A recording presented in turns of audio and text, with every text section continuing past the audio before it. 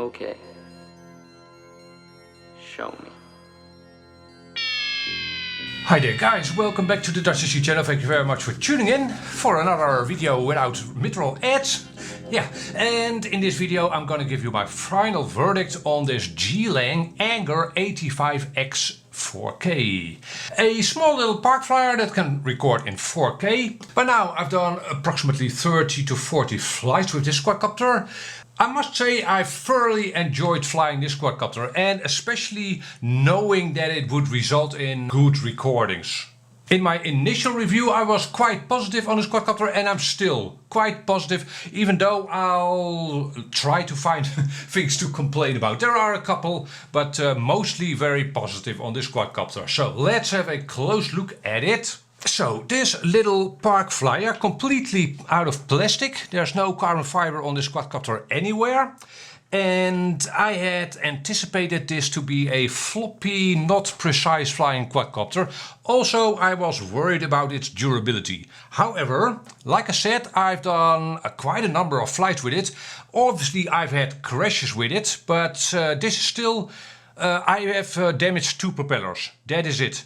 Now, if you look at the products page of this quadcopter, you'll see that on the product page it'll show as if it is delivered with a spare frame, a spare canopy and spare propellers.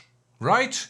And you'd be right, you actually do get a second frame, a second canopy and spare propellers with this quadcopter. However, so far I haven't had to use those spare parts. That doesn't mean it's unbreakable, obviously, but it being plastic and pretty low weight, the impacts are low and I guess it has some give. But definitely I've ran it into the ground, for instance at its highest speed. At failed split S attempts, for instance. So far, so good. Also, the camera has this ND filter over here. I was worried about that getting damaged. Again, so far, so good. That's no guarantee. I'm not telling you that it can't be damaged. It's not super duper fragile, so I guess that's a good thing. One thing I should make note of is the screws that hold the motors in. You do need to check those, and maybe over time they get loose. They work themselves loose because of the vibrations. I've had to tighten them twice.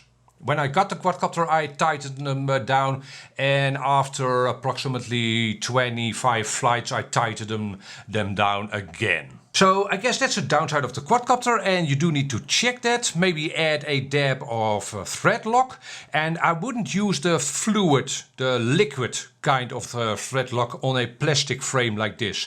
I'd use the plasticky kind. You've probably seen that some screws come with that blue plastic stuff on them, so use that if you can get your hands on it. Don't use again the liquid thread lock on a plastic frame like this. You might dissolve the plastic with it. So that's a downside, and while we're at it, are there other downsides to this quadcopter? Well, yes, this quadcopter has the Caddx Loris 4K camera. It's a split camera, right?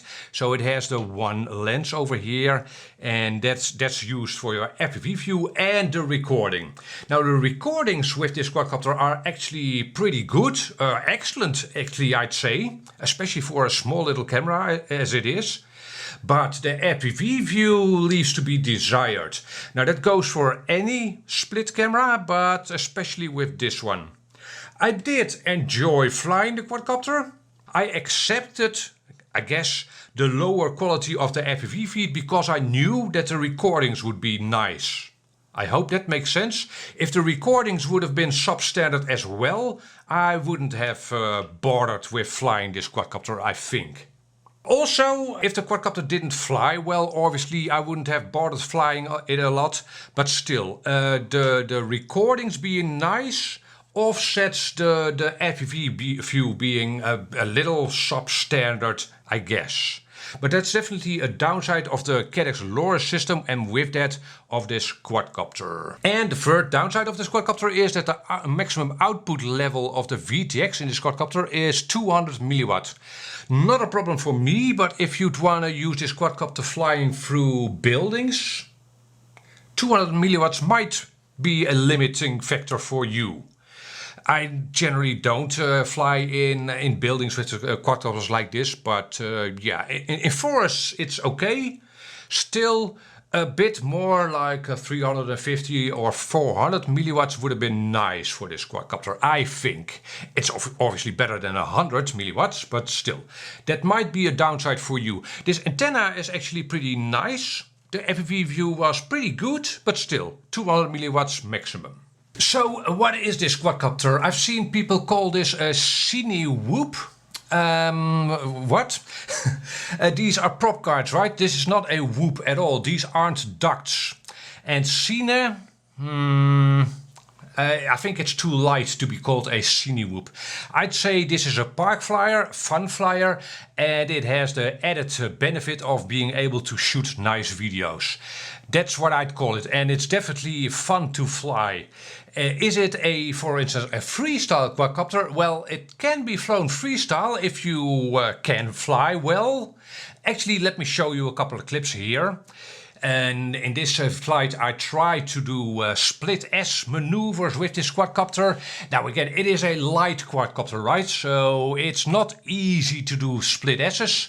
Hence why I drove the quadcopter straight into the ground at one time. But you can definitely do split S's if you really try and if you can fly it well. Power loops? Yes, I've been able to do power loops with this quadcopter as well, pretty easily actually. Now you will run into prop wash oscillations obviously at your way out of the power loop, but still definitely a power loop is more than possible with this quadcopter, which can't be said for a lot of these 85mm small little park flyers.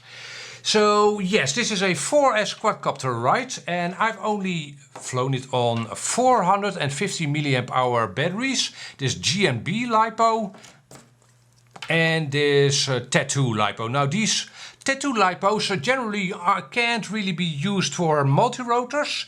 However, in this quadcopter, in this Geelang, they didn't use 4S for extra power. They used it to lower the amps, if you will, to increase the efficiency. So the amp draw of this quadcopter isn't too high, therefore you can use these Lipos. Again, these Lipos in general, these black and gold Lipos from Tattoo Gens Ace, in general can't really be used in quadcopters. But again, amp draw low, these Lipos work out. And yes, these GMB Lipos work out a little bit better, but there's not much between them.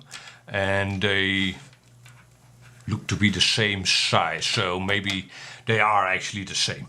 Then can this quadcopter be used for proximity flying? Well, actually let me show you some proximity flying with this quadcopter. And maybe you'll have to angle the camera down a little bit for proximity flying, otherwise it'll just be too fast. It can be a pretty fast quadcopter, flying on 4S. But if you, again, angle the camera down a little, you can definitely be precise enough to fly, well, proximity like I'm doing here. Or even fly through very small gaps like this bicycle frame. Yeah. So guys, that is my take on this Geelang Anger 85X 4K, a small little park flyer, and very positive. I was not expecting to be this positive on this quadcopter. In general, actually, I prefer flying bigger quadcopters, anything above 3 inch and up, but still very much fun. I've also enjoyed exploring new locations with this quadcopter. Very useful little quadcopter for that with its prop cards. You don't get hung up on things and you can bump into anything. It does have a couple of downsides, and I think that Caddx Loris camera system is its biggest downside. So you'll have to decide for yourself if you can overcome the lower quality of the FPV view in favor of it being able to record nice videos. And that's it. I don't want to take up more of your time. However, if you are left with questions, don't hesitate to ask them in the comment section below. For now, I want to thank you for your attention. Catch you on the next video. Bye bye.